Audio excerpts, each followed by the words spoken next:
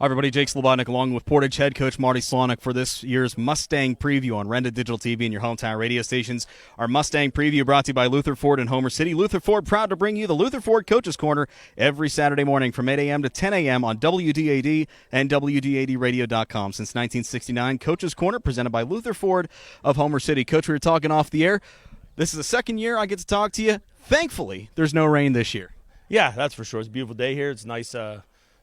It's nice for Coleman Valley to host this, and appreciate you guys coming out.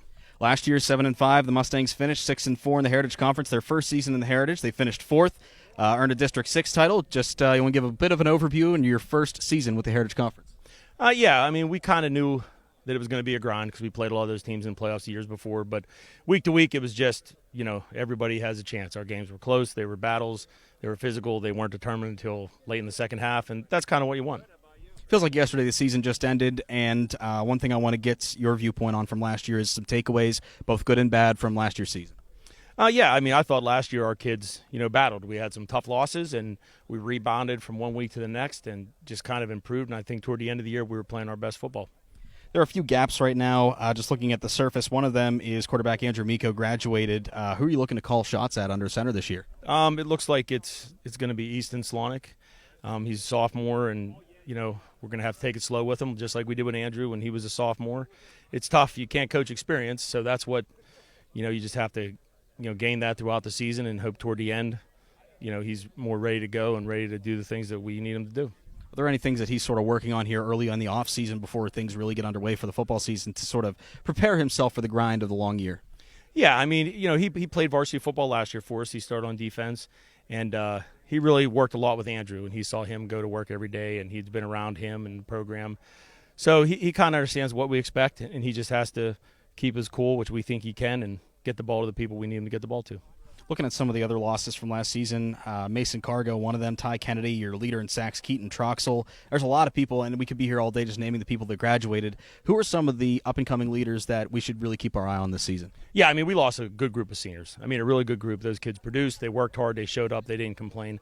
And, this year we're just going to have to rely on different kids. I mean, we have a couple, kids back that produced last year. Bodie Leo did a lot at tight end last year, but we're going to need him to be more consistent and play hard every play. And same thing with Isaac Walensky and Trent Nesbell and Jake Nolan and some of these other guys that we're going to need him to work. And Nick Somerville's coming back. He was out last year with an injury. He started as a sophomore. We'll be expecting him to lead our line.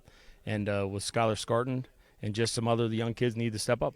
Trent and Jake are here today, and we'll talk to them here in part of our next preview. But can you just sort of talk about what leadership qualities they bring to the table?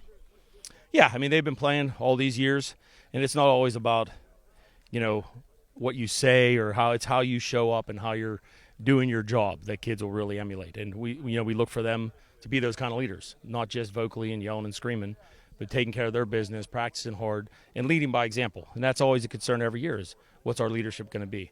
Because if your team is just led by coaches, it just never reaches its potential. You need those kids to hold each other accountable and hold themselves accountable, and that's what makes it successful. So looking up and down the roster, big change for you guys since last year, which means there might be some different things that you guys bring to the table this year. Can you just sort of size up your team? What do you guys bring to the field day in and day out in terms of what we're going to see? Is it going to be more of a run-heavy game? Is it going to be passing, with new quarterback development? Size up your team a little bit for us. Yeah, it's hard. It's hard right now. It all depends on the development of the line, development of receivers, the continuity.